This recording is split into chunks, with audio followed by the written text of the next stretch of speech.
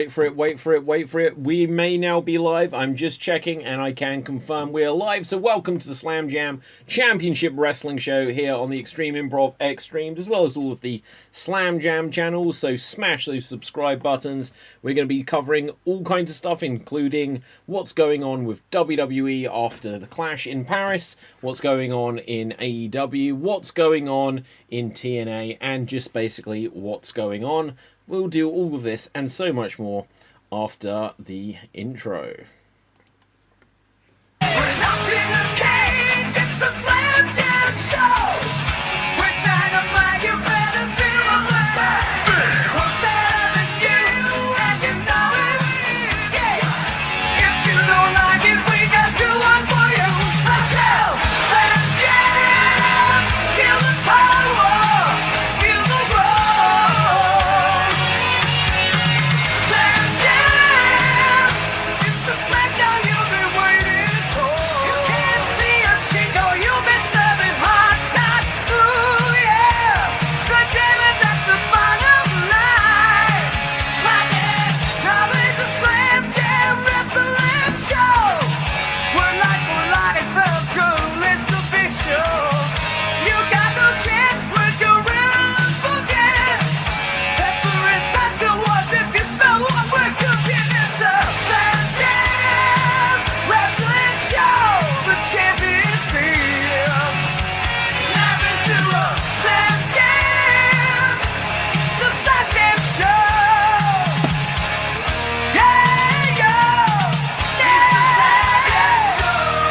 Oh, you didn't know. It's the Slam Jam show.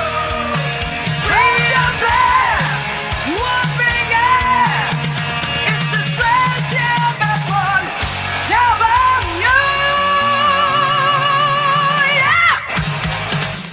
Yeah. Okay, so welcome to Slam Jam. So we're going to be discussing all kinds of stuff. We may have others joining us presently, but Ian, always prompt, always on time. You are here. How are you doing? I'm good. Bonjour to the people. Yes, With it bonjour. being Clash We've in just Paris, had I guess. the Clash in Paris. Yeah, absolutely. So we'll get into that. We had some predictions for it. I honestly can't remember how close we were or were not. I think we were pretty good. I think we were pretty good along the way. It was fairly predictable, I guess, wasn't it? Yeah. Yeah. I think the big headline coming out of it was that well, Becky turned up. They're pairing her with Seth again in the on-screen pairing that has absolutely no chemistry, and yet there is a child between them as well. Oh, yeah. And yet, this is obviously leading to the spoiler non-spoiler return of AJ Lee. Yeah. This is what I'm most excited about. Is this will be the first time AJ Lee and AJ Styles have been in the same promotion. So when they say AJ now, it will always need clarification. Where it's gonna go, yeah. Well, exactly, absolutely. But yeah, what were your general thoughts on Clash in Paris overall? Well, I think it's telling that you say the biggest thing to come out of it is what they're doing with Becky and AJ Lee, because I thought the whole show was pretty mid, if I'm being Oh my god! kind. Like the first half of the show was really quite rough to watch. It was a slog. That Bronson Reed match was long, and he's always been the one of the vision that is his style of working doesn't quite click with me so much. Yeah. He's got the tsunami over, which is huge, but I don't really see much in him beyond being a heavy, being a tag team partner perhaps, or being a heater. Him going, what was it? I've got it here, 22 minutes. And that was the match, was 22 minutes with him and Roman. And Wait, then the match was only 22 minutes? And the angle afterwards was more like... It was... Yeah, exactly. I remember when we were watching it, when it was on live, Assadie and I were like messaging on the Slam Jam chat about it. Yeah. And we were like, this is 53 minutes in. And these are the only people that have been there. Oh, hang on. Yeah, so I was very glad I wasn't... Oh, here we go. Hey. Hello, Dave. How's it going? Yeah, good. How are you guys? Yeah, feeling the love tonight, Dave. Feeling Much the love to you all, of course. Yeah. Yes. Right. Yeah. I don't trust my wife at all. She just came up to get her laptop and went down again. It's like, I just suddenly saw blink twice for okay, and I'm like, what? And I'm like, oh, Wait. So you didn't write that? no, my wife wrote it. Oh, unbelievable. Unbelievable. Right. So, for context, there we suddenly just got a message which was like, what did it say? I love you all. I'm not gonna lie. When I saw that, I was like, shit, what's happened? Right. I was like, what does this mean? It's like, Dave. I just thought, well, he's put that in the wrong chat. I don't know. Yeah, true. Okay, but yeah, so we're a few days removed from Clash in Paris, Dave. Have you seen the show? Are we live now? Or is this Yeah, we are pre-show? live. We are live. Oh, okay, it was. Yeah. Sorry. Okay, no. Sorry, ask him. Oh, right. Clash in Paris. Did you see the show? Did I see the show? Well, much like you guys last week saying, "Oh, did you watch the AEW show?" I'm going to say no. Let's move on, shall we? No. Well, no. Like, I was because watching that last week. Going, the difficult thing. Get the show name right, guys. Come on. Do you know what? I was very ill, Dave. I was very ill. Yeah. Very ill. I have watched majority of Clash in Paris. I haven't watched the main event. Oh, okay. So the main, this my view on it. We were kind of saying about like the first half of the show. It was a real slog. It was like the whole show was basically just Cody. Not Cody. What was I saying? See, I don't even have the card right. Was Cena and Logan, and then the main event, and everything else was just filler. I was watching it. The opening bit. The whole. Obviously, they had the same thing. This is my issue with WWE pay-per-view PLEs in general. Is the pace is so slow. That's why it's such a slog. That first bit, if you start the very start of the show, the very start with all that rubbish of so and so is going to be doing this, and they're walking into the arena, all that sort of stuff. So just doing like the video intro and the speeches and songs and things, and just getting into the first match. Yeah. From the opening of the show to the point where they cut off from Roman being stretchered out after the first match and going to like whatever the break was for there. That entire stretch was 52 minutes. Yeah. And we felt every single second of I it. couldn't believe it. Because give. I know a lot of people don't like AEW for the fact that sometimes they don't stay on moments for like quite long enough. So like things like Cope and Christian's Union, that sort of thing, or other things like that, big moments like title wins and things like that. They don't stay on there. They have to get to the next thing. But you know what? Sometimes that's good. Keep the quick pace going from the next bit. Let's go. Let's keep the pace going. Let's get a good pace going. This was just Roman wins the match. Then it takes 5 minutes to throw his shoes out, sign shoes and all that stuff. Then Braun Breaker does a spear. Then it takes another 5-10 minutes before he delivers the next spear. Then Bronson Reed takes about 3 minutes between each tsunami and things like that. It's like there's no immediacy. There's nothing leisure on there. I felt bad for that crowd because that crowd were amazing. Okay, so boisterous, they're into it. Okay, here's a little. Like, I don't know if I can screenshot. I'm definitely going to get told off for this, but it's just still images, so this should be fine unless it just doesn't work. So let me. Where's my screen shizzle? Okay, so can I? Oh, is it not going to let me do it? Oh, it won't even let me do it. Look at that. Okay, so what I thought I could at least show the still image of the screen. There's some blocker though. The show was on for at least 14 minutes before the opening bell. And then by the looks of it, we are at tsunamis. I don't know, like, yeah. So he's with Heyman in the ring. So it was about a 20-minute or whatever long match. Yeah. And then, like you say, 52 minutes is still going on. I thought a couple of things happened. I was like, well, Braun Breaker is clearly late. They're like trying to buy time here or something. And then I remember this story. I can't remember if it was like a Jim Cornette story or something like this about a Monday Night Raw in the 90s where there's like 4 wrestlers arrived at the building. Like I think him and Vader and then Duke Droese and something like this. And the show had to begin. It was Monday Night Raw or whatever show. And so they put out the first 2 wrestlers. They wrestle their match and they're like, oh no, like there's no one else still arrived. Go back and say, well, you were lucky that you beat me. and you could never beat me again. And they had to go out basically and do the match again.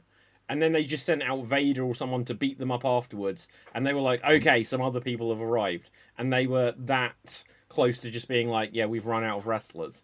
And it felt like that. It was just like so long with Roman, Braun, and Braun. And then it was like Jey Uso turned up eventually. You know, he's just like in his whatever he's arrived to the arena in.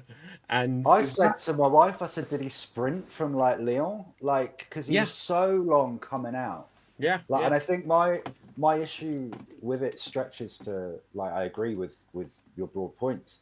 I think my thing is, if they'd have mixed it up with what type of note they were hitting for 52 minutes, whatever, then fine, do a long mega segment. But it was the same tone again and again and again. And like, the tsunami's over, but if you've seen one, you've seen them all, you know?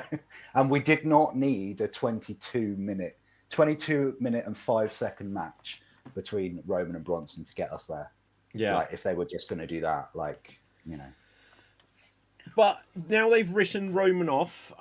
He probably will be back at Survivor Series. They'll do a War Games, and they'll have the Vision against Roman and whoever they put Roman with this time.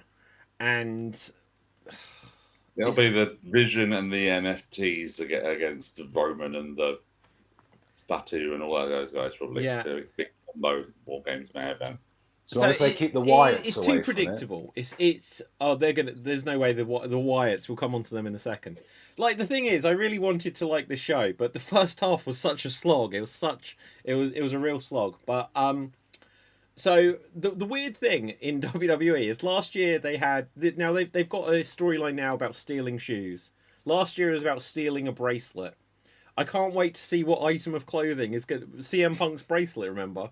Oh, Like, yeah. So what is next year? You know, like, I remember in the 90s, John Pierre Lafitte stole Bret Hart's jacket. So, you know, there's precedent for this. So we'll see what they come up with now.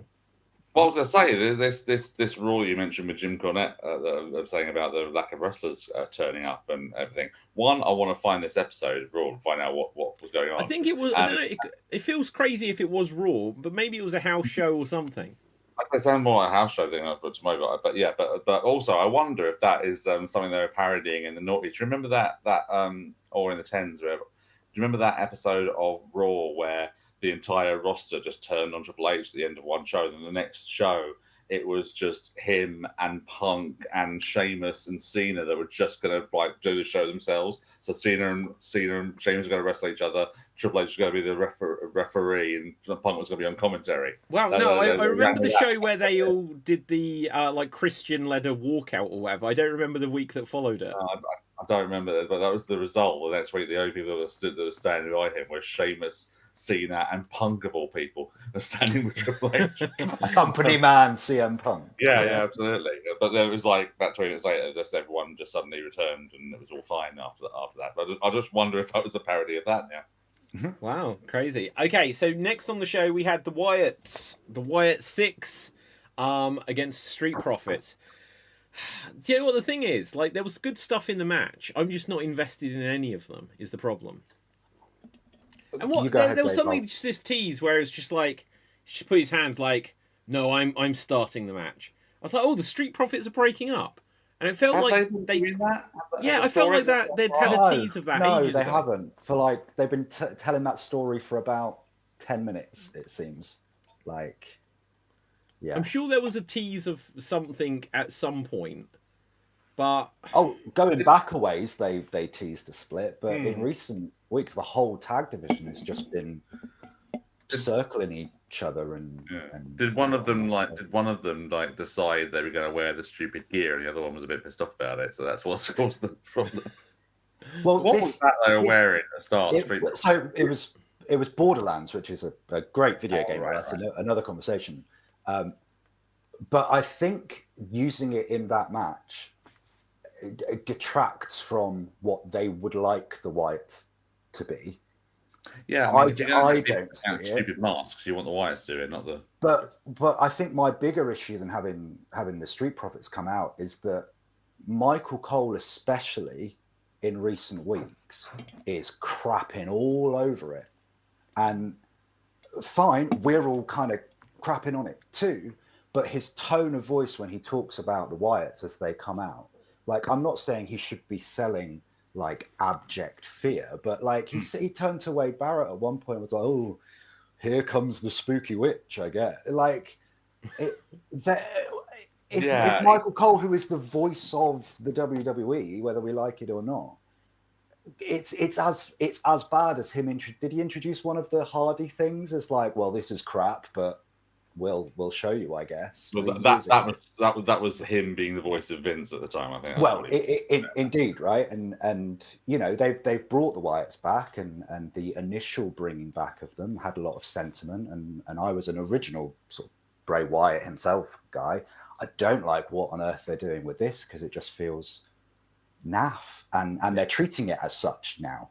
And so it's like, well, what do you want the crowd to make of them if your commentators are going, well, here they come, these weird guys? It's like, well, come on. They never had a plan for this. Go on. Sorry, go ahead, Dave. No, sorry.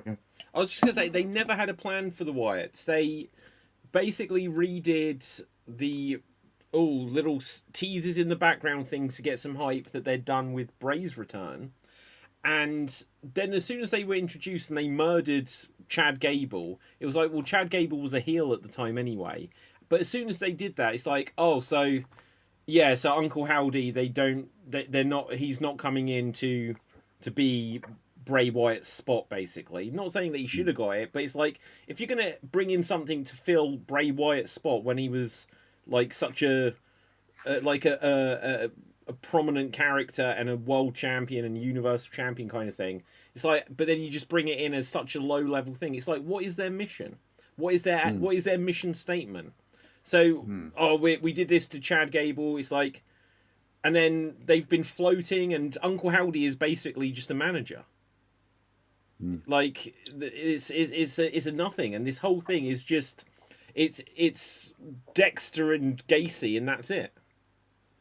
And like Nikki Cross is doing nothing.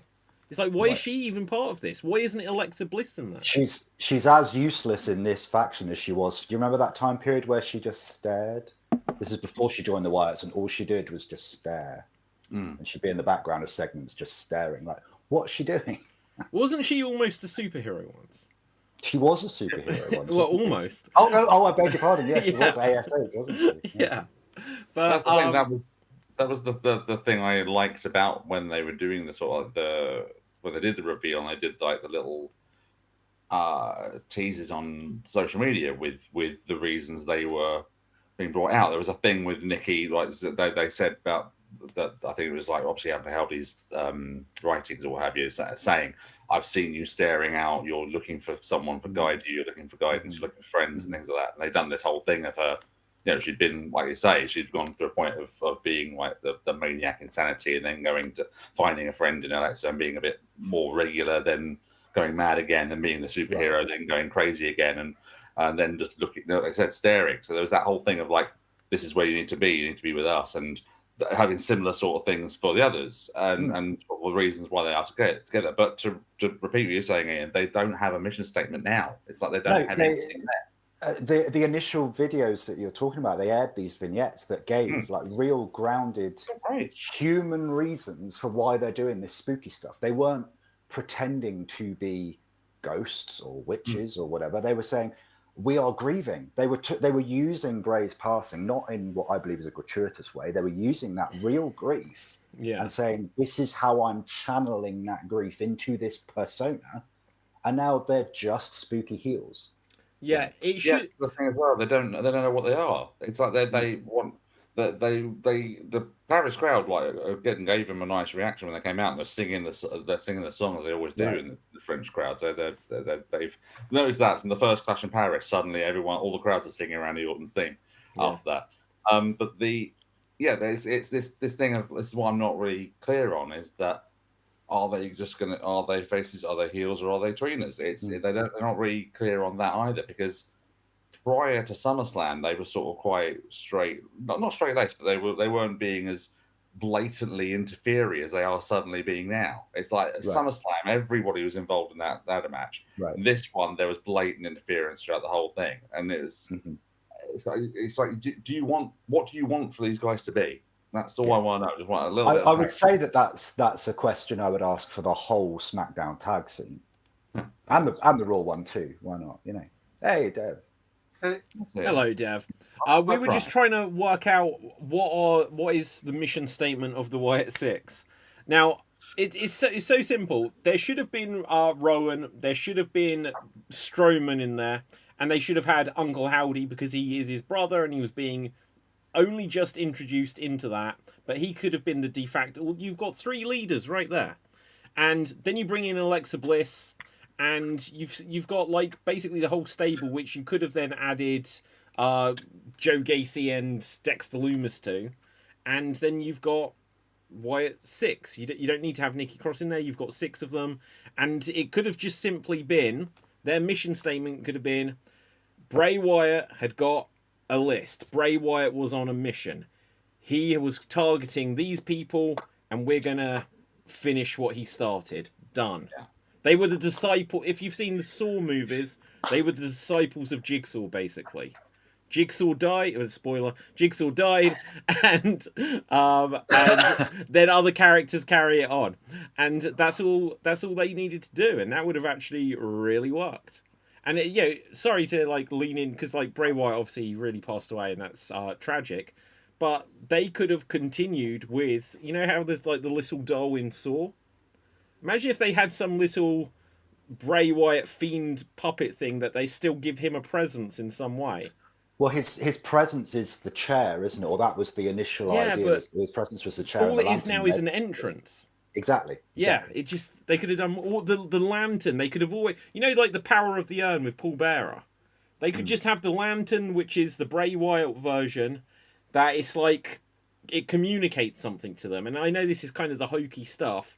But that's kind of, they've always did it with The Undertaker, and that's what they always did with the Fiend character. And so it's like, that's how you continue it. Yeah. Anyway, Dev, did you see Clash in Paris? Yes. It was good. But like the weird thing is, the biggest complaint I've seen online, especially from Americans, was the crowd was too loud. So, too loud? Yeah. Is it that they were singing though? I think it was a football crowd were broadly great. I have one thing about the French crowd in particular that I didn't like, and that was the chant they did every time there was a 2 count. Every time there was a near fall, they would say a simplement deux or something, which is only 2. And that's their thing, but 2 counts are so huge in telling the story of a wrestling match. You need those moments where there's like 1, 2, oh my God, like he's kicked out. And it was this performative, we're singing because we're great. It wasn't we're singing because we're invested in the match, in that instance at least. I agree. A couple of years ago, I went to like Royal Quest, whatever it was, 2 or 3, and like the New Japan show. And I was like, this is just a sing-along. It was too much of just a sing-along. And I was like, this is killing the matches for me. And so I think that's probably just the European football singing crowd is jarring. Because when you watch Raw Weekly or whatever, that's not what American audiences are like at all. Except they've adopted the Daddy Cool tune for everybody whose name has 3 syllables. I was to say that this is actually quite funny because Dev will know what I'm talking about here because he's been to Progress shows as well. But when I used to go to Progress shows a lot, Progress Wrestling in Camden, back in the good old days when it was good. No, but it's there was a lot of like that thing of like chanting and doing songs to sort of like doing pun songs and things like that and getting certain chants over and things like that. And there's definitely a lot of that in, I think, a lot of different wrestling crowds as well, not just the French crowd, but not even just the English crowd for this. But the American crowd, there was a point where Progress was really popular in the States as well, and they would come over for the a couple of weekend like shows and things. And there's one tune that a lot of the chants do in football as well. It's "Go West" by the Village People. and so they'll do things like I'm trying to think of a wrestler that they would do it for, but so like let's say it's I don't know, Michael Oku or something like that for who's a British wrestler. There they go, Oku, it's Michael Oku, Michael. It's something like that. But the American crowd wouldn't quite get the tune. And that was it. Zach Gibson, who's in Grizzled Young Veterans. Where's your car stereo? They all shout out like saying, "Stand up if you hate Gibson. Stand up if you hate Gibson." No. But the American crowds will be going, "Stand up if you hate Gibson. Stand up." They couldn't quite get it. I'm actually quite impressed that they've got the Daddy Cool thing now. I'm quite impressed. Sorry, that was a long way to tell a story I could have told in much quicker time. Sorry. Wow. Okay. Well, there we go. So yeah, let's talk about a couple of these other matches from Clash, and then we'll move on to what else is going on. So Nikki Bella didn't live the dream. Intercontinental Championship from Becky Lynch. 13 minutes. It felt longer. Yeah. It definitely felt longer. Do you know what? Like, this is the thing when someone like Nikki Bella comes back, their thing was that they were twins, and she's been out of the game a while, and it's just like when some of like the pre-women's revolution, like, was she in the women's revolution, or was she just pre? She was like divas. They have painted this picture with Nikki Bella as her being this sort of paragon of the women's revolution, but for the other reasons. And you've got AJ Lee about to come back, who they can literally tell that truthful story of her actually being this paragon, this instigator of what we now have as the I think for the large part the women's roster is stronger than the men's. Like, I think my favorite wrestlers at the moment are women, and the best matches I'm seeing at the moment are put on by the women. Go on, Dev. To that point, does anyone care about the male roster for NXT? I barely can keep up with NXT. Right, either side of it. The only thing I hear is all the female, like, the best wrestling is currently in women's NXT, apparently. But like, nobody is talking about these males NXT. No, because they would know this because of Eve. Look at the what story? I didn't catch because that. Because of Eve and stuff. Oh, Eve wrestling, yeah. It's, but yeah. Yeah, like exactly. It's I think it's strong. It's probably strong in AEW as well. I would argue too. But what was? Sorry, I think you had a point, Ian. I don't know if you. Yeah, the NXT males aren't doing anything compared to the NXT female because they're so good. Everybody forgets the males exist in NXT. I forget NXT exists, if I'm completely honest. I can't pretend that I watch NXT. Yeah, I only started watching the highlights, but I did watch it fairly regularly. But I know it better than you guys. But no, Ian, I think did you have a point you were trying? Well, no, just that because David was talking about Nikki Bella and that was she anything to do with the women's revolution? You know, I think she's kind of like she's divas. She was around. She's sort of the tail end of that divas. Story-wise, that it was her that and the rest and her and Brie that they were going against, wasn't it? Story-wise, in terms of that, that's when they brought up Becky and Charlotte and Sasha. Yeah, exactly. Yeah, you've just got to look at her. You've just got to listen to her entrance music to know that she is that last dying ember of the sex object diva age. You can look, but you can't touch. Like, it's it's about. Right. Okay. So no, I was just singing along. Right. Okay. No, I was just. I know we're being all like progressive and all that. I preferred that era, but I'm joking. Right now, what I was going to say though. Good match. Say that. It wasn't a great match. One of the things though is that they bring back these legends, like I've said about when they brought back Lita, when I've brought back Trish. You know, they're doing the best, but. One, their wrestling ability isn't up to the level of when you get the modern women's wrestlers on the roster. And, you know, in fairness to them, they get a lot more ring time, which was the complaint before the women's revolution. So they didn't have as much time and opportunity to hone their craft, so to speak.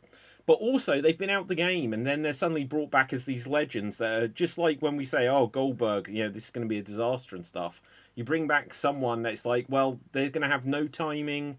It's like when you look at Paige in AEW, it's like, gosh, that was rough. That was rough, and it came to an end. And she was like, "Oh, I'm not going to continue it." Which brings me to, is AJ Lee going to come back in and everyone be like, "Oh wow, this is amazing," or is it going to be like, "Ugh, her time has passed," sort of thing? I think if it was against somebody better than Becky, then maybe. I think Becky's a kind of what's the word? Kind of peaked out a little bit. I don't in terms of in ring as well, because she's been back and forth like for injuries and things like that. And obviously, I'm not saying I'm better than her. She's a much better wrestler than I could ever be. I'm not saying that. But in terms of I that match with Nikki, I also hold her slightly responsible for because she's supposed to be the one who's there to make it look good as well. The big whiff that got gift of Nikki missing that disaster kick. That Becky wasn't in the right position just as much as Nikki wasn't executing it well. Yeah. Like I rate Becky Lynch pretty highly, to be honest. Like I think they'll. Not saying Punk, she's bad. Punk and AJ are a savvy couple, and I think you've got the example of Punk there being out for so many years before he came back to AEW, and came back when, I guess in his mind, the time was right, and trained himself to a level of being able to still bring his A game, I guess. So I have high hopes for AJ Lee, but until she gets in the ring, we just don't know. Sorry, Dev, I cut. That's fine. It's fine. Basically, like the reason I think the AJ return will be better than, say, Nikki or Trish or Lita is because the others took time away from wrestling and didn't continue training and stuff. As far as I understand, between like training in general, getting ready for the WWE, Glow, helping with Glow, and being on heels, AJ's been like active in wrestling training, so he doesn't have the ring rust everybody else would have. I think she's still going to have ring rust. Like, whatever she's been training with Punk or whoever else she may be training with, that isn't like much really, is it? Like, to use a football analogy, like you can be fully fit without being match fit. Like there's a difference in intensity, isn't there? There's a difference in being in that crowd situation. I don't think anyone here knows how much training Lita and Trish and whoever else did in that time as well. And also, I said it a few months ago on this show. I still think Trish's last sort of big run she had in that feud, ironically against Becky, was her best run. That's just my opinion. Yeah, I agree. Okay, so Rusev Sheamus in a good old fashioned Donnybrook match. I think it over delivered. Yeah, I was going to say over delivered. I was expecting this just to be, the joke I said at the time is like, this is the best match of 2008 or whatever it was. But it was fun. It was serviceable. So yeah, and Rusev got the win, which to be honest he needed. Well, the card needed that fun plunder brawl, didn't it? Yeah. Like as a bit of palate cleanser. Yeah. Go on, Dev.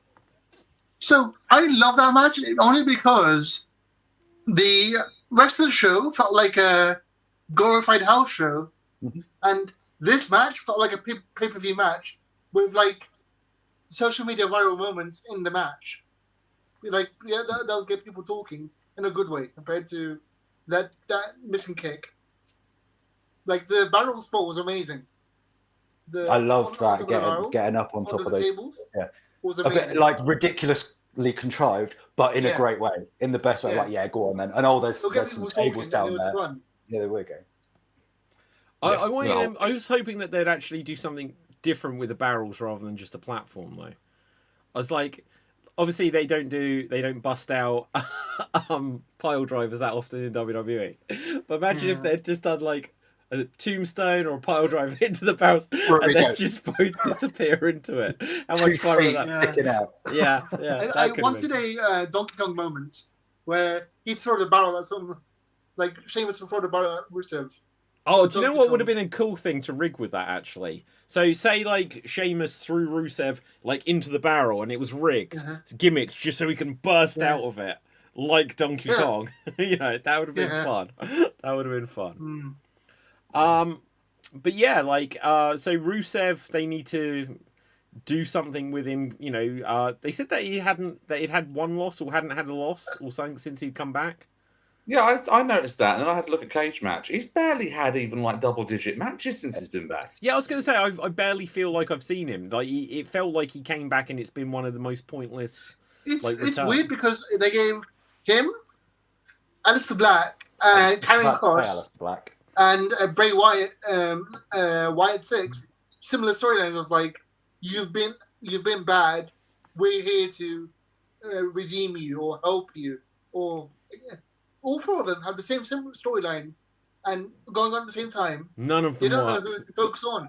And with Miro and Aleister Black, with Rusev and Aleister Black in particular, it smacks to me of just Triple H being like, "I want my toys back." Yeah, it's like a kid.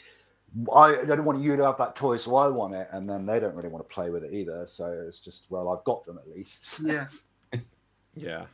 No, we can get like into this in a moment, because actually one of the big news stories from this week is AEW have caved under a little bit of pressure and have moved All Out to start early and not to compete with WrestlePalooza.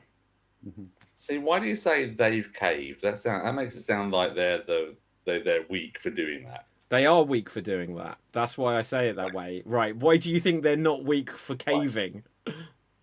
Well, why do you think it's all right for WWE to just come up and with a whole new show suddenly? Just happens to be on that day at that time. No, I don't think it's all right. This is counter programming, but AEW still were the ones that caved under the pressure. Like they were in a slot, they were there first.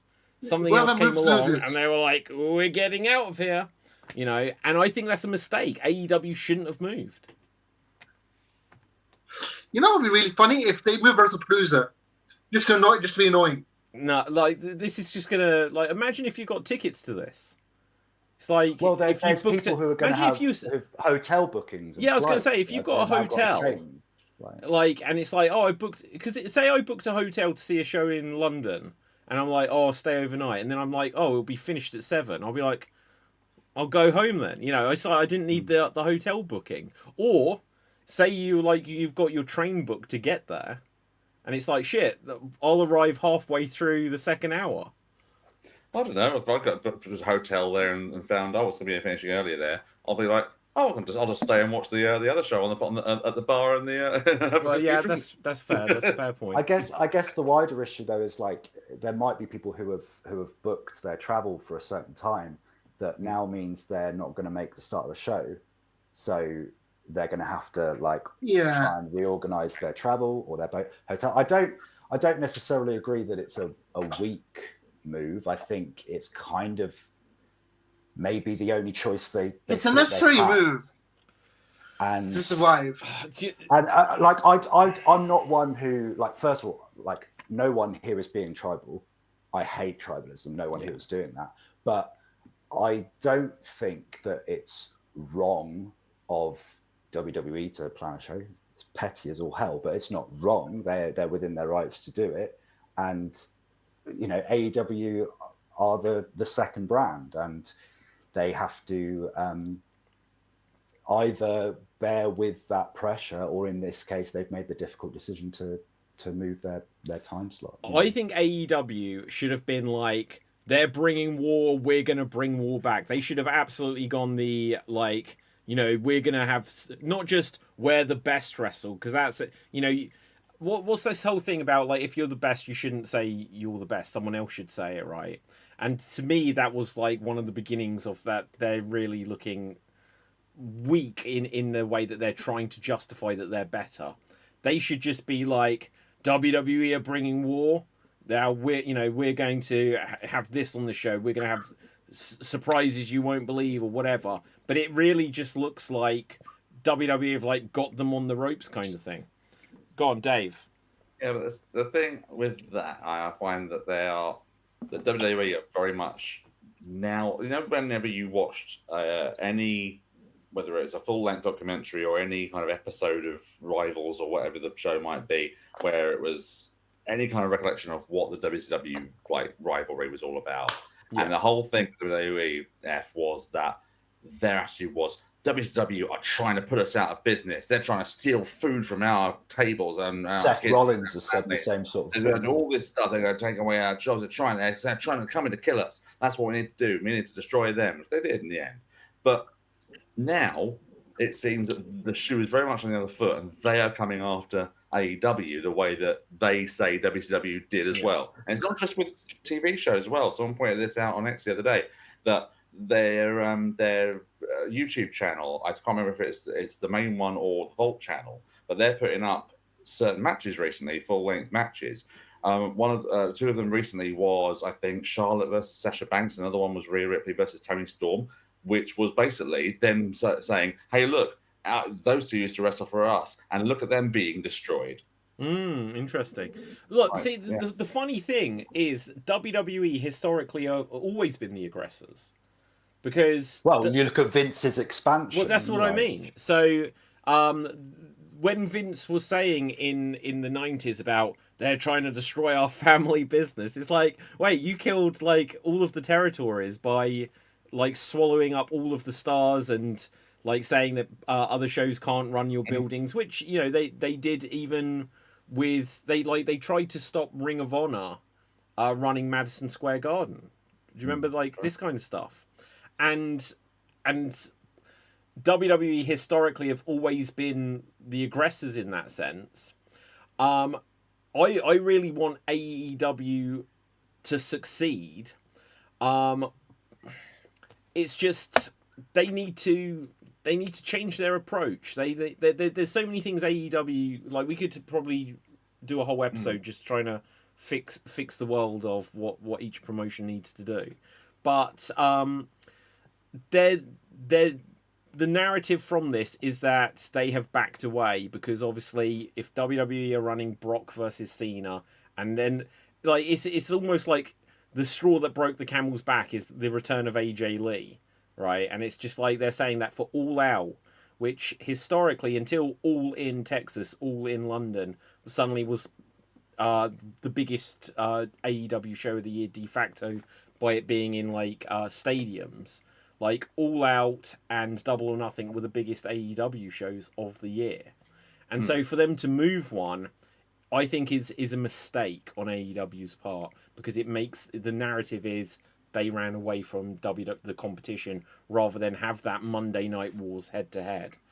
Because people afterwards, even if they say, oh, more people watch WWE, they could say, but whilst this match was on and someone had got both screens on, then this match on AEW was better and this and blah, blah, blah.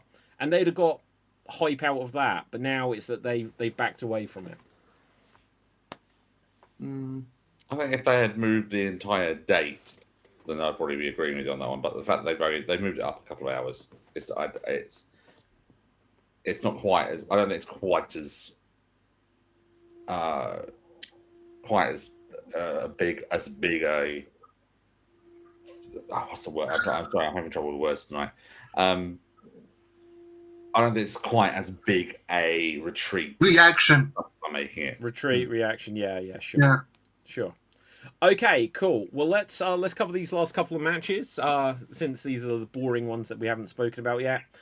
John Cena, Logan Paul. Longest match on the card, actually. 26 minutes and 20 seconds. I think this was better than the Cena Cody match, personally.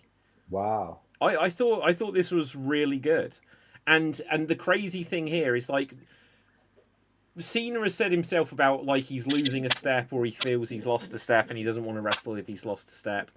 I'd say it wasn't even really a return because he'd pop up periodically, but this last year run, I'd say it was like, well, yeah, Cena isn't showing his best until that Cody match at SummerSlam.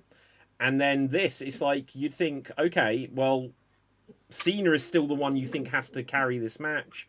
Logan, I think they both absolutely held their own in this match. And I thought it was I thought it was the best Cena match of his last year to date. I thought it was good. Yeah. I didn't put it on the same level as Cena Cody, which I thought was the best Cena match I've ever seen.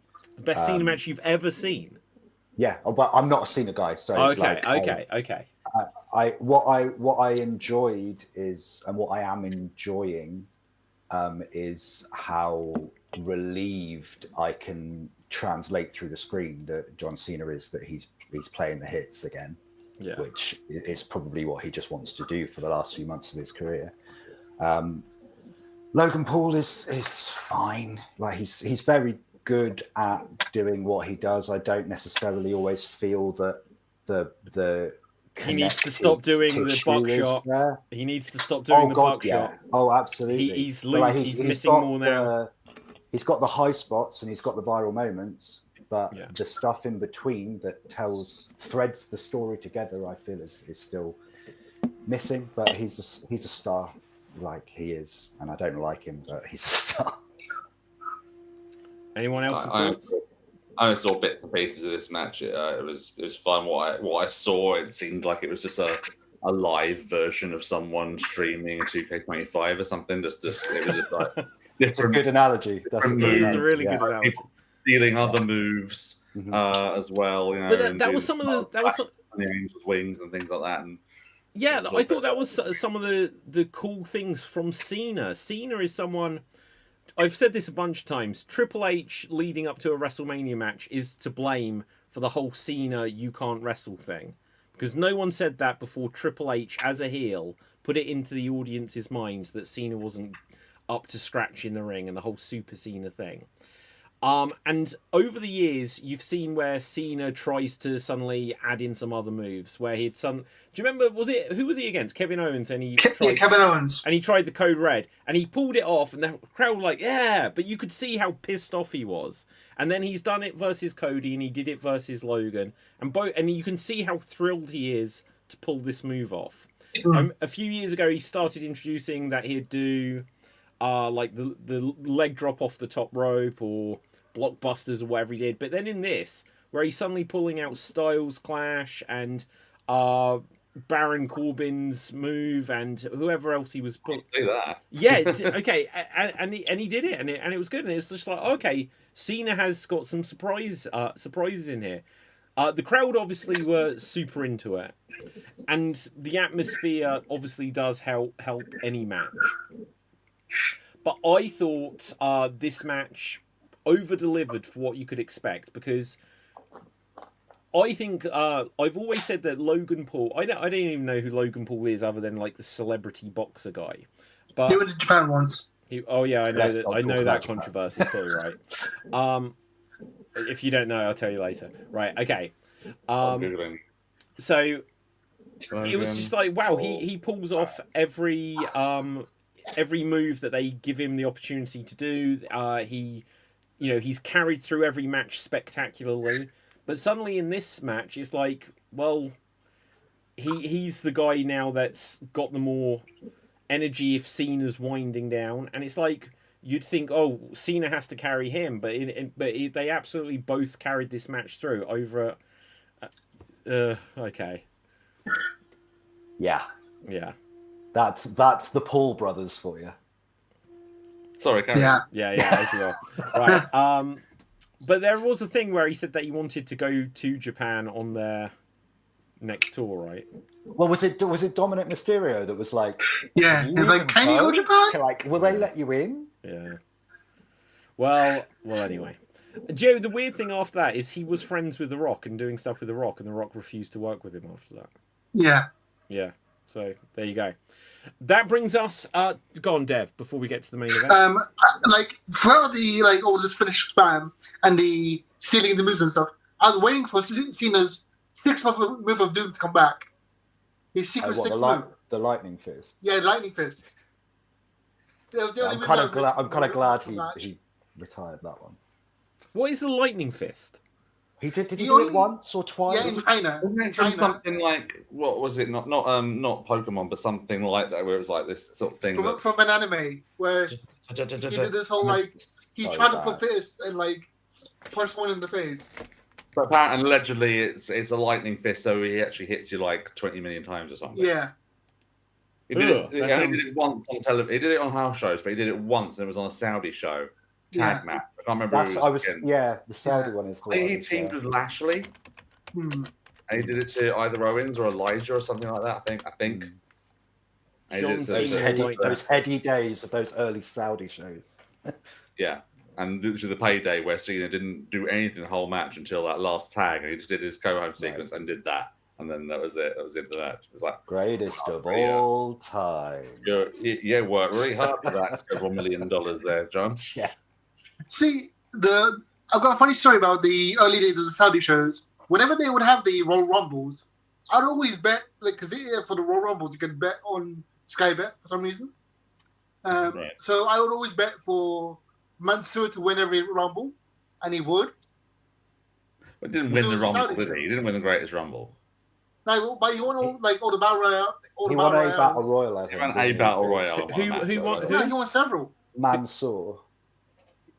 Oh, he definitely won a Battle Royal, but he might have also won a match or something. The Royal Rumble. And they would just wheel him out for every Saudi show. Be like, there's a guy that you're now not going to see for the other. Although, because of those shows, I found out that Mojo Rawley, if you remember him, is also Arabic.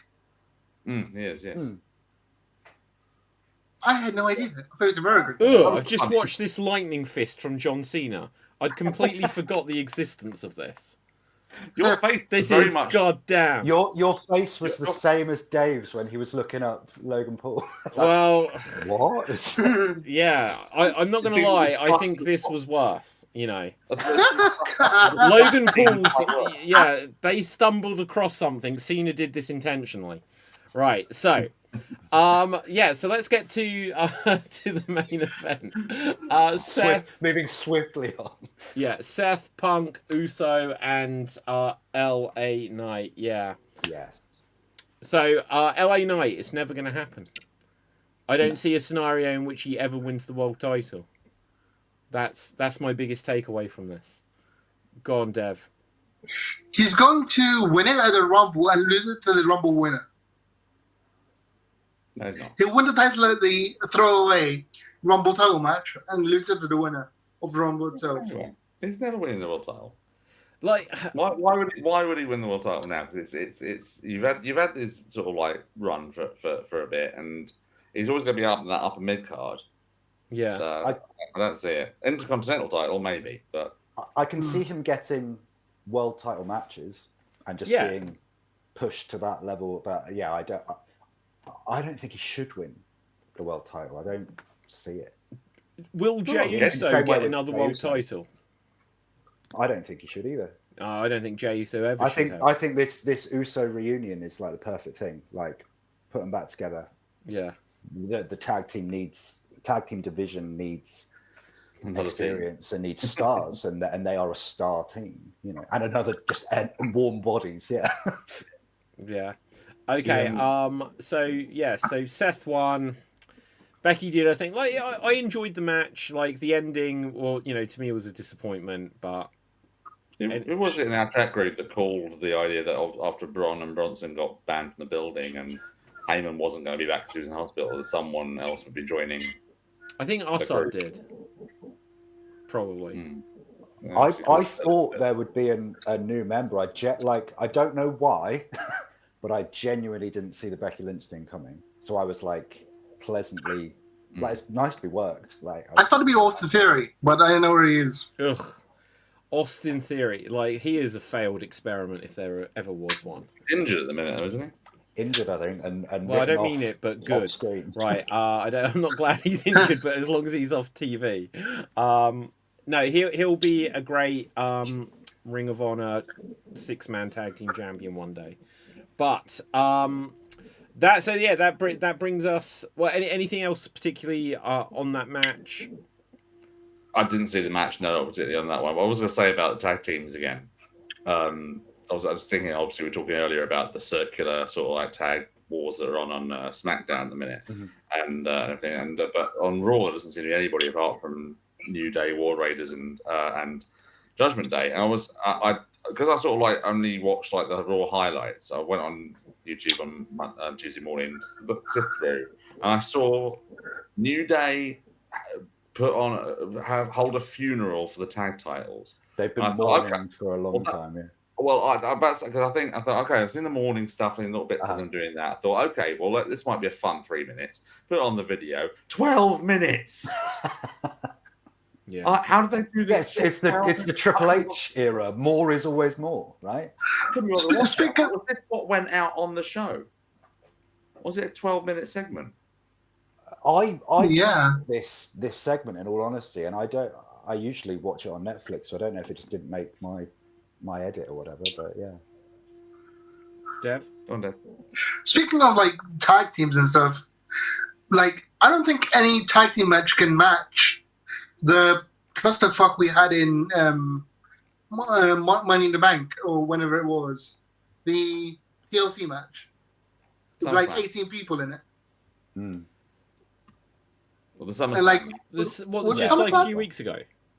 yeah, I think it's SummerSlam. Yeah, Ritual harped on about that a little earlier because we were just talking about the Wyatt Six being sort of like heels where everyone gets involved and things. Because there's like 20 people in that match and like only 14 were wrestling. Yeah. Four legal competitors, yeah. There's such it's such a shame that because tag team wrestling can be so good. It can be a draw. But they don't seem to. Again, I think they get some new blood on the Raw side of things anyway. Because as I said, I think I can't think of anything outside the 3 teams I mentioned. So get Fraxium on there or something. Fraxium like that. is. I couldn't believe when they debuted Fraxium on SmackDown. I was like, what are you doing? There's so many already. Like, just stick them on Raw. Get them on there. Get the machine guns on there. Get them away from DIY and all that sort of stuff. Is Miz and was it Miz and Trick or whatever? Mellow, isn't it? Mellow. Hayes. Mellow. Sorry, we're all talking at the same time now. Sorry. Was it that Miz and Mello were like on a winning streak, and then suddenly the Street Profits just beat them, and they get the title shot? Yeah. Again, this is what I'm talking about. Just consistency in the booking. They were telling a story there of Miz stealing the wins each time, but still getting the wins. Mm-hmm. Well, it's the thing, like into Paris. He's so Triple H is so long-term storytelling, isn't he? Sometimes to a bloody fault, with his big stories that he will stretch out for months and months and months and months and months. And with the tag teams, it's like it's 4:55 on a Friday, and they're like, oh, I don't know, they can face each other again. I don't really care. I've got to go. You know, it's an afterthought. Yeah. It comes across as such. It's a remnant from Vince's hatred of tag teams. Well, this is what I was about to say. Tag teams in WWE, if you say about like Usos, oh, one of the greatest tag teams, and people would say like, oh, the New Day, the greatest tag team. I'm like, really? Like, what these teams have got is just longevity. It's like by the time the Usos were in the main event of a WrestleMania tag team title match, main eventing night 1 of WrestleMania, the only reason they were there was because of Sami Zayn, and we all know that, right? But still, tag teams on display. Usos a long-standing tag team, and then inevitably they split them up so they can come back together again. But most tag... And look, and they're brothers. And New Day, it's because it worked. And it was a 3-man act rather than a tag team. Like, they had a lot of tag team titles, but it's because there was a lot of charisma there, you know, and there was good wrestlers there. And so they kept them together, and they wanted to stay together. But I think a huge problem you've got is, I think most wrestlers don't really want to be a tag team nowadays. Most wrestlers want to try to be a single star somewhere. And they've probably seen how the tag teams get treated and go, well, yeah, that's true. But like, you got to think, like, if, in the early days, or like I say, the early days, 70s, 80s, or even like the 90s, what work did the Dudleys put into developing, right, so what are we going to do to seem like this unstoppable force? Or what, you know, the Legion of Doom, they must look, right, so if this is my face paint, this is yours, we're going to wear this. Either one of us looks like we could be a world champion, but together we're just like the most dominant team, and that's where we focus. There was never a question that one of them was suddenly going to be a single star. It's because they were a team. And no one nowadays is a team. You know, you've got DIY, and it feels like, yeah, do it yourself. Just put 2 random people together. You know, oh, you were both going for the NXT championship, but now we don't know what to do with you, and we'll just lamp you those back two as are a tag tag team. teams for ages. Yeah, but then they moved on to single stars, and now where's their career progressed to? It's just like, oh yeah, they were a tag team, and now they're a They tag were team. back on NXT, I think, this week, weren't they? With their old, Yeah, gimmick? but Yeah. but then like 10 years of DIY, isn't it? A decade of DIY. But then, like 3 years ago, you'd got like the day before WrestleMania, Ciampa is like crying there with Triple H because he's the NXT champion, and they go up to the main roster and they're like, "Yeah, tag team," and it's just like they don't really have plans for and they brought in the Motor City Machine Guns, and didn't they make them tag team champions week 1 or 2? So like there 3 weeks. And was there the assumption that everyone knows them from TNA because? You know, it's like, oh wow, it's just like there's the good faith that everyone knows that they were good 15 years ago in their heyday. You gone, Deb? Okay, so the apparently the Motor City Machine Guns getting the title shot as soon as they debuted was a in-joke by WWE because back in the day there was an in-joke of WWE guys would go to TNA and win the title on their debut. Really? I don't know. I'm not sure if I picked that up. It sounds Like like Christian and like everyone that went to TNA would win the title in the first pay-per-view. I mean, yeah, maybe. I just better believe the in-joke, but the thing. But I did notice one thing though. I've always noticed this since they debuted. Not once have they been announced as Alex Shelley and Chris Sabin. They've always just been Motor City Machine Guns. There's their intros. They're never. Everyone else gets mentioned what their name is. You know, coming down That's the ring, interesting. Master Ciampa, Elke, DIY, goes down the ring. Angela Dawkins, Monday Ford, Good Profits, on the way to the ring. Motor City Machine Guns. That's just it. They don't know, they have no names. Yeah, it's fascinating stuff. Okay, so how far away are we from WrestlePalooza and that? We've still got. We're a few weeks out, few 2 or 3 weeks, are 2 we? weeks. Yeah. So WrestlePalooza and All Out. So Wrestle. It's like the 20th, is it? Or something? Okay, so we still have a little bit of time. Because I was going to say, like, well, let's take a look at where what we do know as announced for this. So literally, okay, so they've announced Cena versus TBA just because we know obviously Cena has however many matches, and they 9, I think. 9. Sorry, Dad? Does he actually have 9 matches or 9 appearances? 9 appearances. 9 appearances. Any predictions at this stage of who Cena's final match will be?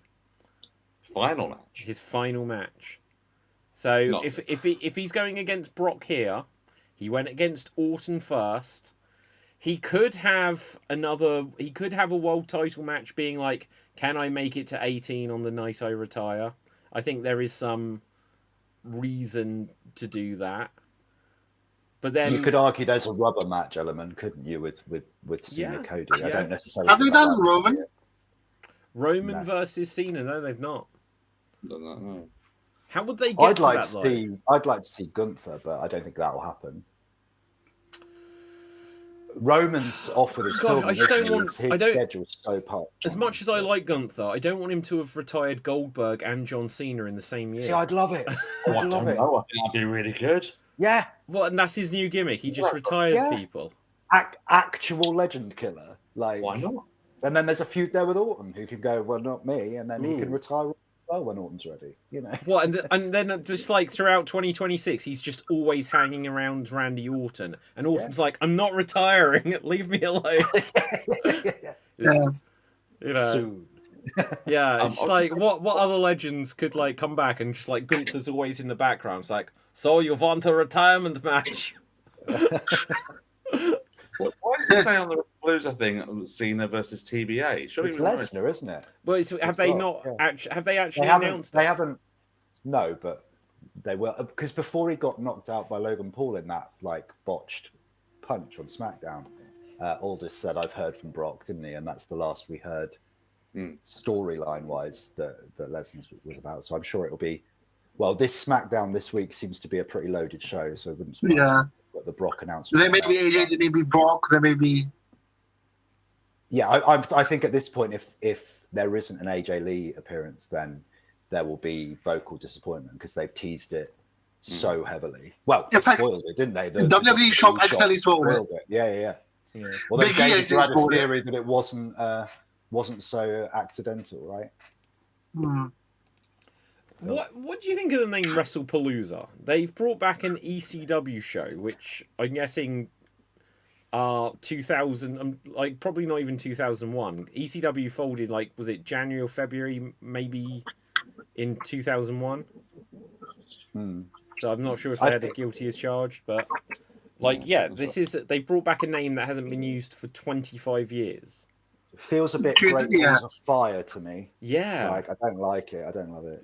Like, couldn't they? And when is it? So it's this month. Are they bringing back? I saw this rumor the other day, but I didn't click on it. Are they bringing back Halloween Havoc, but as a main roster pay-per-view? I think it's an NXT pay-per-view, isn't it? It has been an NXT pay-per-view. Well, with the because the Wyatts have an attraction right now, right? Is there a Firefly Funhouse? Amusement thing. I'm now internally cringing at what they will do to promote that. Halloween Havoc. Yeah. This is Uncle Howdy's chance for a world title shot. You know, finally a pay-per-view where it makes sense. Bo Dallas main eventing in the year 2025. Yeah. But yeah, okay. So guys, anything else on your mind? Has there been any other big storylines or headlines from this week?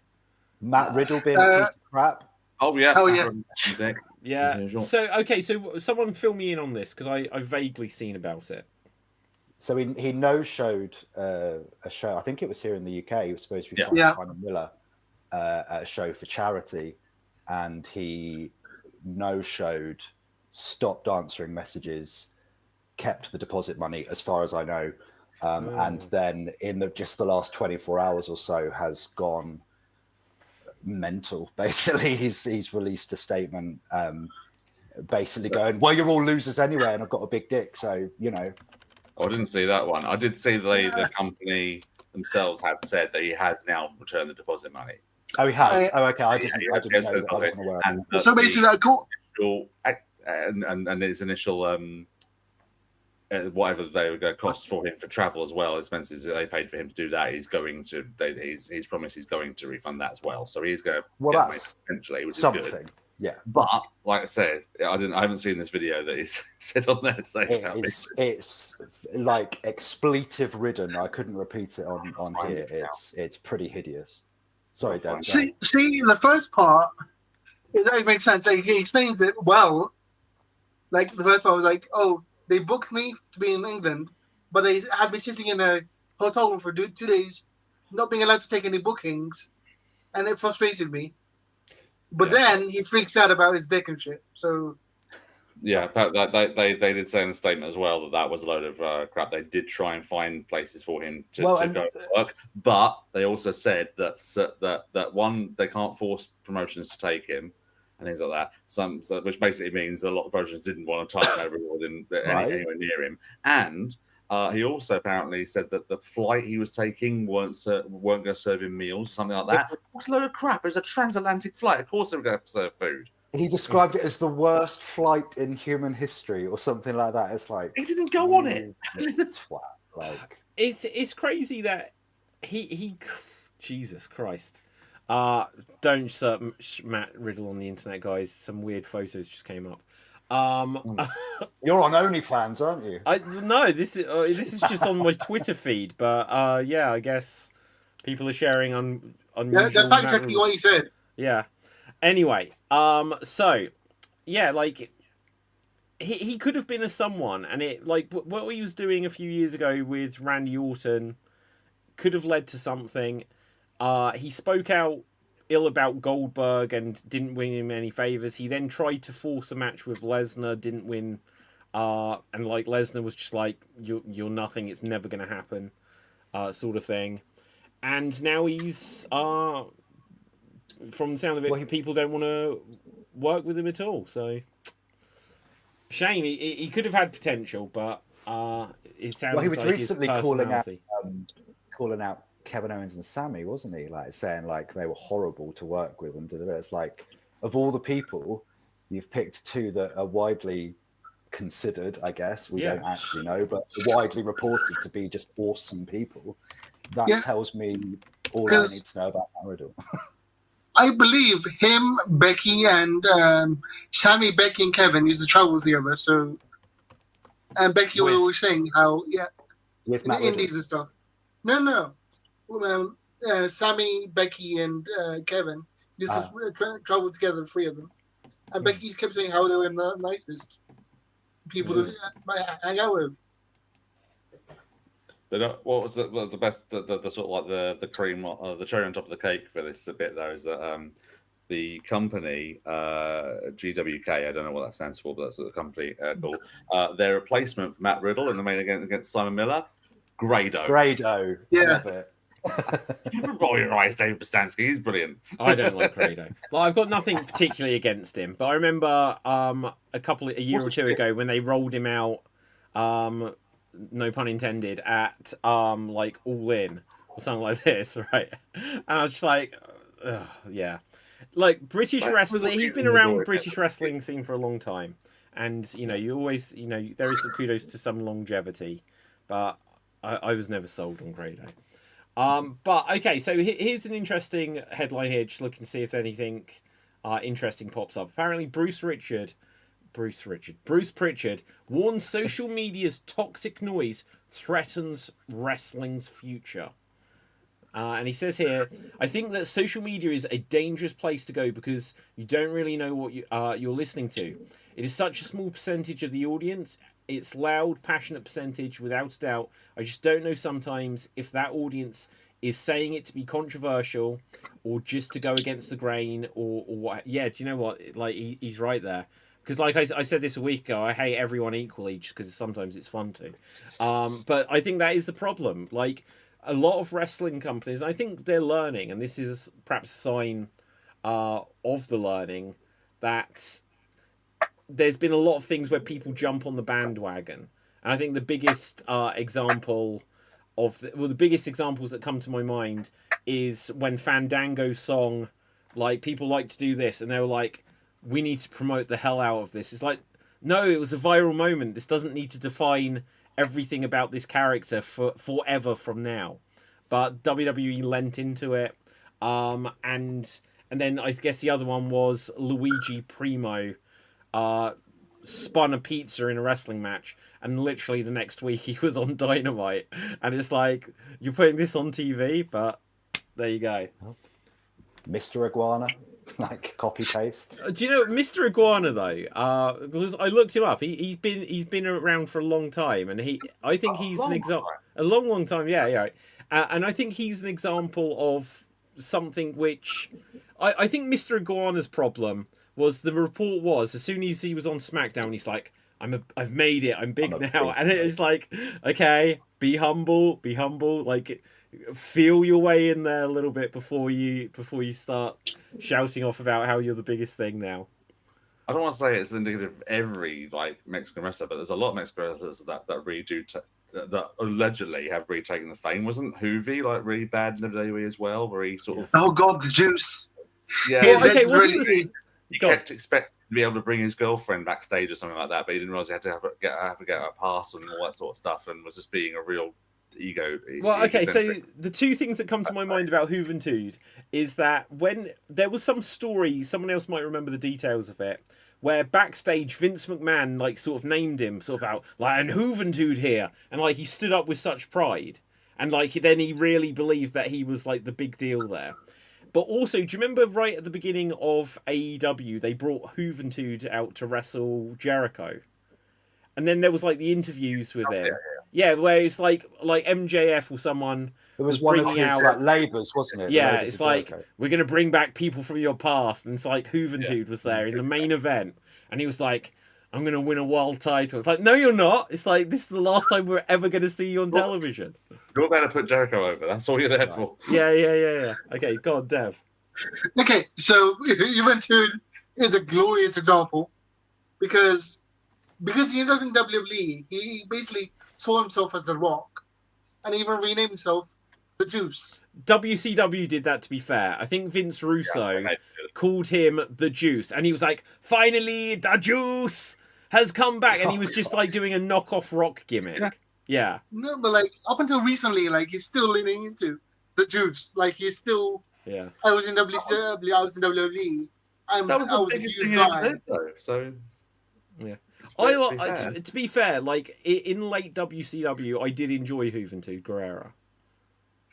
Like I thought he was a good wrestler, but and the thing about him that I think like Conan or Mysterio said is that he could have been as big as Rey Mysterio, but he was just his personality got in his way basically, and I don't know if he had like substance issues and that. I think I'm right saying that, but I might be wrong, so I don't want to label that if it's wrong. But go on, Dev. Speaking of late WCW, the one shining point apparently was a credit to Canyon, because Canyon had brought in a bunch of young wrestlers who became ridiculously good, like Air Styles and Billy Kidman and stuff. The tail end of WCW when the cruiserweight division was the focus. Yeah. Oh no. Apparently, it was all because of Canyon. Well, no, like Bischoff made the cruiserweights a focus, and he basically, when he was his idea was, we need to make things. If we can't make things better than WWE, what can we do differently? And so he looked to Lucha Libre as like, well, we can bring this in. This is a very different style, and we'll open shows with these really exciting matches. Then he looked to Japanese wrestling where they'd had companies invade others, and that's what led to NWO. And he was like, oh, we've got to do things different. And also, when NWO was starting, he's like, we need to be more edgy. And then they were told to squash it, and WWE were like, oh yeah, we're going to do this edgy thing, and Attitude, and the rest is history, basically. So Dev, what were you saying about Canyon? Did he bring in like Shannon Moore was saying how Canyon brought in a lot of young wrestlers who became huge. So people like him, AJ, John Dragons, and like. Okay, so they were students of Canyon. Okay. Yeah. Yeah, it was very influential. Was Canyon? Have you seen? It was one of my favorite things on WWE Vault's channel. Was that they did? They put together a video of all 3 times that Canyon was Mortis in WWE in WWE dark matches. Wow, that's worth a watch. They're all really good matches. His first opponent is Austin Aries. Oh wow! When you see him come out, it's hilarious because it's young. It's really like young, slightly chubby Austin Aries. It's not like the Austin Aries you remember. It's like like, even before he was Ring of Honor champion, Austin Aries. So it's like it's quite bizarre. But they're all there. Every match finish is different as well. It's like, oh, what they could have done with Mortis as a character. It's like, but for some reason, Canyon again he rubbed people up the wrong way. I guess I don't know. Yeah. Well, there's rumors about like the personal. Yes, so obviously, so Canyon was gay, and that's why, if you remember, they introduced him coming out of a closet dressed as Boy George or whatever, and then the Undertaker beat him up. So, real shame. Like, because in WCW, he was really good friends with Dallas Page, and he was kind of like Dallas Page's like lackey and stuff like this. Yeah, Nash. Yeah. Basically, it was his Nash. If Dallas was Shawn Michaels, Canyon would be Kevin Nash. Oh, I see what you mean, right? Okay. Yeah, I was like, what's a Nash? I was like, what kind of what does that mean on the street? Right. Okay, go on, Dave. One more thing about Canyon actually just came up because I saw this video about a couple of months ago. Because you're on Facebook and things like that, you sort of see related videos suddenly pop up. You watch one video, the next one slides up suddenly. You're like, oh, what the fuck's this? And it was a clip of John Cena on the Howard Stern show, circa sort of 2004-05, when he was sort of like the champion and was a bit of a bigger deal at the time. And this was the week that Canyon had showed up at some house shows, like with signs saying, "Why did you fire me?" or all that sort of stuff, and was making these accusations about it that they fired him because he was gay. And Howard Stern asked him about this and all that sort of stuff.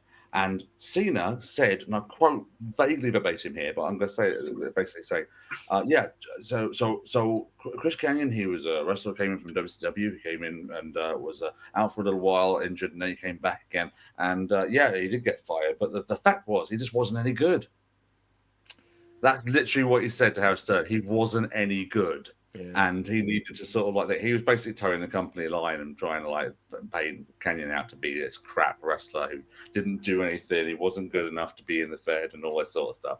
And it made me really hate him for that little bit. I thought, you absolute dick! How that's such a terrible just way of trying to bury somebody because they're hurt about the reasons they may have been fired and people in glass houses and all that. Well, yeah. See, Cena this saying is what's something's always like silly to me. So Matt Riddle saying about Kevin Owens and Sami Zayn, it's like, well, you're obviously never hoping to get a job back in WWE, because like even Punk had to like eat some humble pie and be like, oh, me and the Miz patched things up. It's like, you know, you shouldn't think that you're in a position where you can, because you don't know what's going to happen later, where it's like, oh, okay, you might need to work with these guys.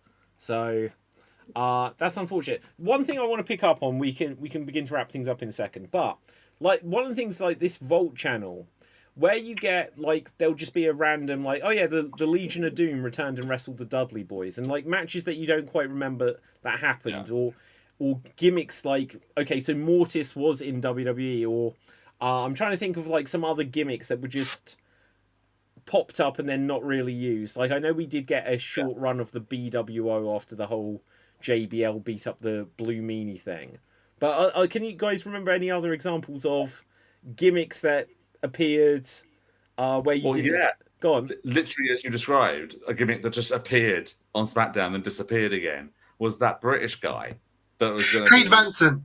Yes, Hayde Vanson. Oh no, yes, but I mean like, so like Mortis was a previous like gimmick, and it's like, because like Mark Merrow was in WWE for years, but imagine if we suddenly just found out, oh yeah, he wrestled as Johnny B. Bad once. It'd be like, well, why didn't they do that more? He was Johnny B. Bad in TNA. I don't remember that. That's interesting. He was in Johnny B. Bad in TNA. He was in a couple of in their sort of early monthly pay-per-views, and he was in a few multi-mans. He was teaming with people like Simon Diamond or something like that. And he was being Johnny B. Bad, despite the fact they had short hair and no moustache. He didn't look anything like Little Richard, which went against the gimmick entirely. But yeah, he was Johnny B. Bad in TNA. Wow. I wonder how he could do that, and yet he couldn't, because I remember it was a thing, he couldn't use the name Johnny B. Bad in WWE. Well, he could in this one in TNA. I guess he must have bought rights or something. But he came out, he had the bar blaster and everything. He had the full gimmick except for his hair and facial hair. Oh wow. Okay, actually, I've just Googled. The crowd loved it. Johnny B. Bad TNA 2004. Yeah, something like that. Okay, is this him? Oh my god, this is him. Yeah. I'll bring it up for a second, but again, like, do you know what? I've had such trouble with like YouTube with I'm about to say you didn't. We haven't very many. Showing a split-second stuff. Yeah. Look at that. There is blaster. Well, I'm going to check this match out later. Okay, guys. Anything else in particular on your mind, or we will wrap things here? Riho came back to AEW. Good for her. So, with that, guys, no, right. she's been gone a while, I think, Riho. I think I remember watching Riho in the early days of AEW. She does this though. She sort of like goes off for a layoff of a number of months and then comes back and then has and then goes again. Visa issues and stuff. Is that Hikaru? Girl's been having. Well, maybe she's just never had a visa, and it's just like when she comes in, like she comes in, I'm just here to visit my friend Kenny, right? And then she wrestles a match. She's like, "Oh, I'm being deported again. They saw me on television."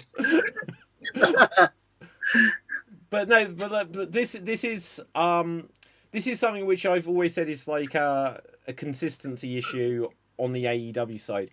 On one side of things, it's great that from the beginning, like the beginning of AEW, they said like, you know, wrestlers will get a chance to be at home more, they'll get a chance to heal up more and stuff like this.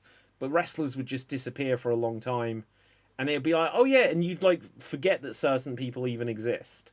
And Riho, it's just like, is it a big deal that she's come back? Because Mercedes is going to destroy her. Or go on, Dev. Speaking of wrestlers being able to heal up in the AEW, Yeah. do you remember Kenny Omega's team in All Out, All In? They were all injured. What from During the cage match the cage match scene with the Death Raiders.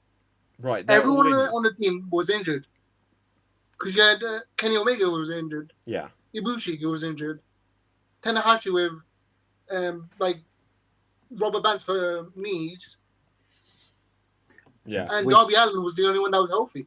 We touched on that, I think, a little, David and I, in the last Slam Jam, didn't we? Of how it was something of an injury crisis, but maybe having that massive cage match meant there was enough people there to limit them all to maybe one big bump. You know? It's also good that Rio's come back, I guess, because she's probably replacing some of the women that got injured in the Casino Gauntlet All In. Apparently, like 25% of that match got injured. Yeah. Wow.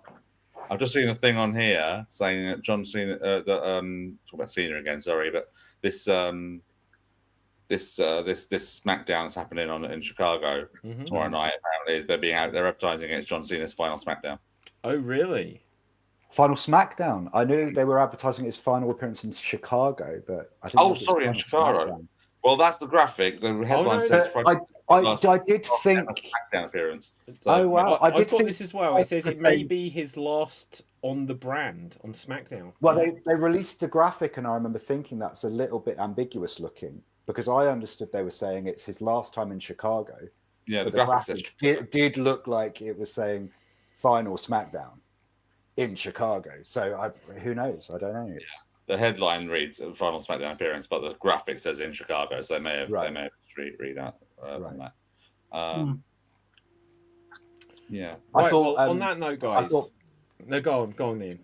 I was only just going to say, I know we talked about the storyline of Clash, but I thought Becky and Punk were incredible in their promo segment. Like, bring on more men and women, like intergender promos, if not intergender matches. Like, I think they had real. Well, like, Has Becky been? chemistry? Sorry, Dev. Has Becky been in every like 90% of the intergender promos? Because Becky's had a promo with The Rock, with Stone Cold, with like every single intergender promo I remember has been Becky with someone else. Oh, And they're she bound did- to have done a few with Rhea here and there. They've probably done a few with Charlotte. Oh yeah, really. You know. Anymore. But Becky did that spot where she took the end of days from Barry Corbin That's right. Yeah. Yeah. as well. But no, that was They did the finisher on Akira Tozawa. that was good. I think they'll. Sorry. Go on in. I was just going to say, I think there'll be a spot with, now that Seth and Becky are heels, I think there's going to be a huge heat moment of Seth trying to stomp AJ. I don't think he'll. I think that's good. But Good the thought. heat for him even thinking about it will be off the chart, and the reaction from Punk as well. I think. Yeah. I'm really excited about that story. Okay, so a big thing that they were showing there was that like Punk was just like, whatever you hit me with, I'm just gonna like eat it, but I can't hit you back, sort of thing. And that's obviously, but I've got someone that will hit you back. Right. you know. Exactly. But then there's been criticism of it, saying like, you know, but I don't think Becky was trying to knock him out with these punches. No, I think it was taunts. She was being a dickhead. Yeah. And being an incredible dickhead. I loved She didn't just wanna- the head and the hair and the face sort of thing. What are you going to do? What are you going to do? Yeah. Like, with like your brothers or sisters. Who out there's watching that thinking she's actually trying to knock him out? Well, exactly. That Twitter. was exactly. This is where Twitter was like, can't believe he didn't sell for her at all. I was like, I don't think that was the point of the segment. Ridiculous take. It's just, Ridiculous yeah, exactly. Right, guys, we're gonna have to wrap things here because I need to swap over to Extreme Improv. But let's find out where we can find everyone. And Dev, where can the people find you? People can find me on TikTok and Twitch under the name FTPDAT. Okay, Ian. You can find me right here next time. Awesome, Dave. Dan Garino on Twitter and David Jervis Green everywhere else, and also follow LAPD Improv, my improv troupe, please. LAPD, yeah. There you go. Right, so with that, Yes, my name and yes, and okay, there is something. We're workshopping it. Right, okay. Just gonna go into the Slam Jam live show whenever that happens. Yes. Oh, I like it. Now, with that, my name is David Pistansky. You can find me on Facebook, Instagram, and Twitter at David Pistansky. You can also go to Slam Jam on all of the platforms: Facebook, Instagram, Twitter, X, YouTube, and so on. Smash the subscribe there. And with that, until next time, stay safe. Always stay extreme. Keep slamming and jamming, you